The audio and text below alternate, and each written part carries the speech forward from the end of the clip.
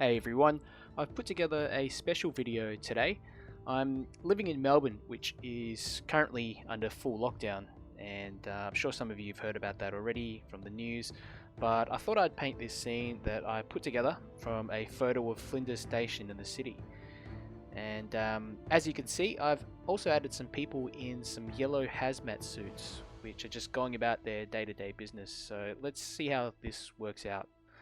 Now I've basically pre-wet the sky just with some clean water, and I'm adding in bits of grey while the sky is still wet, or the top of the page is still wet.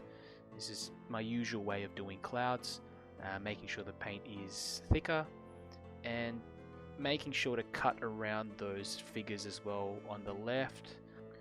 And I'm just making sure that while the sky is still wet, I'm adding in the colors for the building in the background, the station. So just with a bit of 𝗘𝗔𝗬𝗜 yellow light and yellow ochre mixed together, and I'm carrying that wash all the way down the bottom of the page. It's slightly cut off here, but it will look a bit better soon, I promise. And always remember making the foreground darker, so as you get closer to the foreground. Another thing I've done, just with the dome of the station, I've added in a bit of blue to the top just to cool it down a bit. And you know, while the paper's still wet, I just like to drop in a whole bunch of this thicker paint mix, so just greys and blues. Now the paper's mostly just damp now, so I'm adding in the yellow for these hazmat suits and just basically colouring in the figures. And they've got a little dog here as well, which I'm doing. There's a few figures in the back, and I thought the ones in the back were necessary as well, because it just fills up some of that empty space and gives the painting a bit of depth. Now just adding in some shadows to the figures.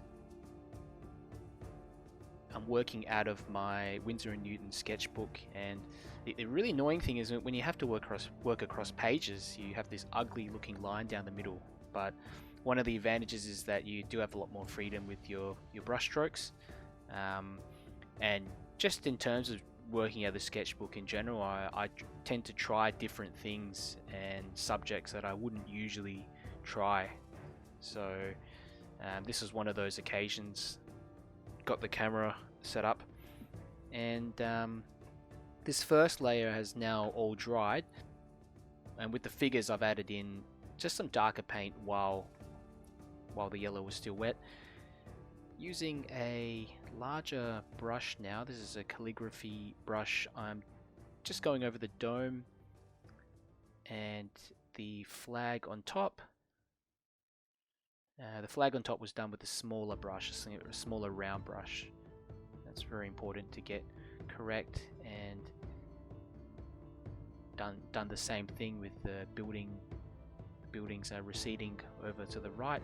There's a little clock tower there, so just using a smaller brush.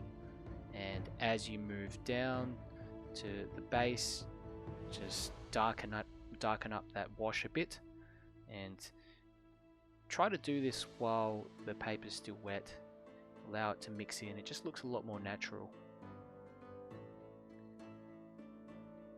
It's all one big shape. If you have a look at it, really, I'm not paying too much attention to where the buildings separate. And notice how I'm also leaving a little bit of that first wash to show through. So just little bits of yellow, lighter yellow showing through the buildings, and that actually helps to balance out some of the yellows on the left hand side, because there's a lot of it going on the left, and it also makes the painting look a lot more interesting with those variations of tone. Now this bit's really important. I'm adding in some darker buildings behind the figures, and also one behind the station. And there's two reasons why I'm doing this. The first reason is to help the figures to stand out more. And if you're adding these darker figures behind, as you can see, cutting around them, you're using a bit of negative painting here, it's going to naturally make those figures pop out a bit more than if I hadn't done that. And it also adds a bit of depth to the painting as well, especially if you're making those buildings just a little bit lighter than the buildings in the front. I'm also softening some of these edges of the buildings because I thought it looked a bit too hard, and I don't want it to be a focus of the painting as well. I'm using a little card here. You can use a bit of plastic or even a fingernail just to scratch out some highlights. I've left the paint to the right hand side a bit too late, but I've got a few of them in anyway, and also some of the first wash that I left on the page. Now I'm just adding in some details to these two guys at the front, and one of the things I want to convey is just the light source coming in from the right hand side. So being very loose here with my brush strokes, I'm going to add in some boots, just a bit more shadowing on the suit and also on the mask. So the left hand side of the mask, because the right hand side is going to have a bit of light reflecting off it, and doing the same thing with the figure to the right. Just making sure I'm not spending too much time with all the little details, but having enough in there, softening some of the edges as well. So I soften that edge on the head of the figure, the left figure.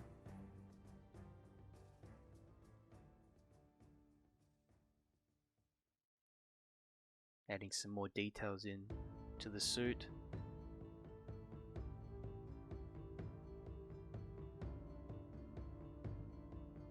And I'm just going to add in some details for the dog here, and really very loose,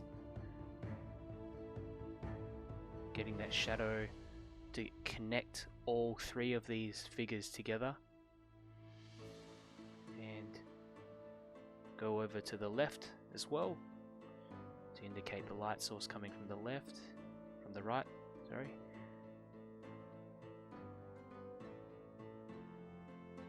Really doesn't take all that much detail to indicate a scene like this,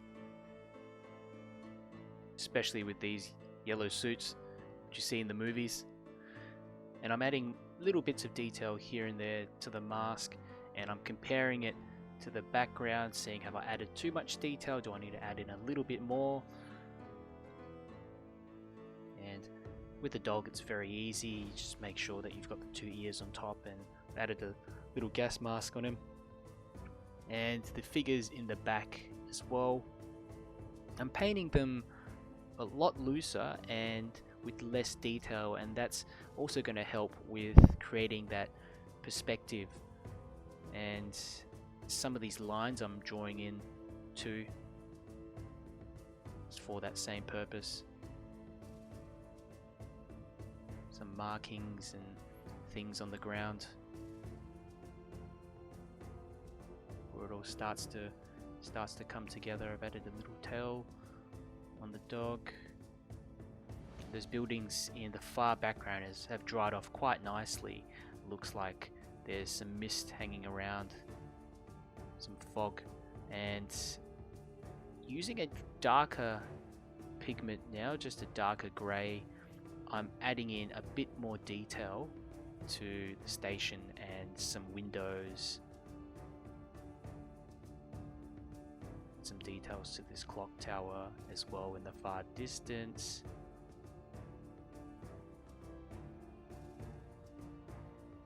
But really try not to go overboard with that.